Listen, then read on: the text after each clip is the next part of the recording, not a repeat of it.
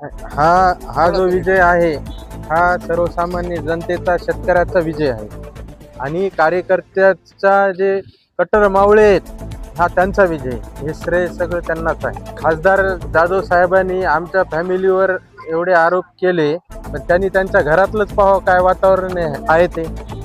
बाळासाहेब जाधवांचे किती आरोप आहेत त्यांच्यावर, ते आरोप सत्य आहेत. वरपुडकर परिवारामुळेच आजपर्यंत आहेत.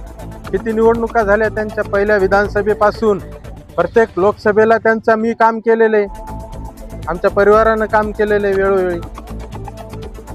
आणि खासदार साहेबांनाही लक्षात यायला पाहिजे की कोण्या निवडणुकीत पडायला पाहिजे, कोणी मदत केलेली आहे. आणि हा त्यांनी जो उमेदवार दिला ते महाविकास आघाडीचं, आता विधानसभेला कोणाचं काम केलं त्यांनी? नव्हताच ना तो. त्याला उमेदवारी दिली खासदार साहेबांनी.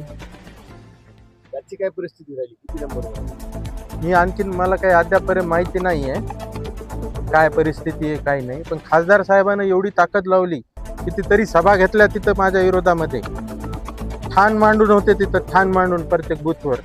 पण हा जो विजय झाला तो सर्वसामान्य जनतेचा आणि कार्यकर्त्याचा विजय आहे. मतदाराचे आभार, मी सगळ्यांना आभार मानतो की मला भरघोस प्रचंड बहुमताने निवडून दिलं, त्याबद्दल मी सर्व मतदाराचे आभार मानतो. आणि आमचे जे नेते आहेत, आमदार बाबाजानी दुराणी साहेब, माजी आमदार सुरेशदादा देशमुख, रेंगे पाटील साहेब, नदीमजी इनामदार, भगवानरावजी वाघमारे, हे सर्व नेते जिल्ह्यातले, अभिजित भैया देशमुख, अमित भैया देशमुख, हे सगळ्यांचे मी सहकार्यानं, आशीर्वादानं आज मी इथपर्यंत आलेलो आहोत.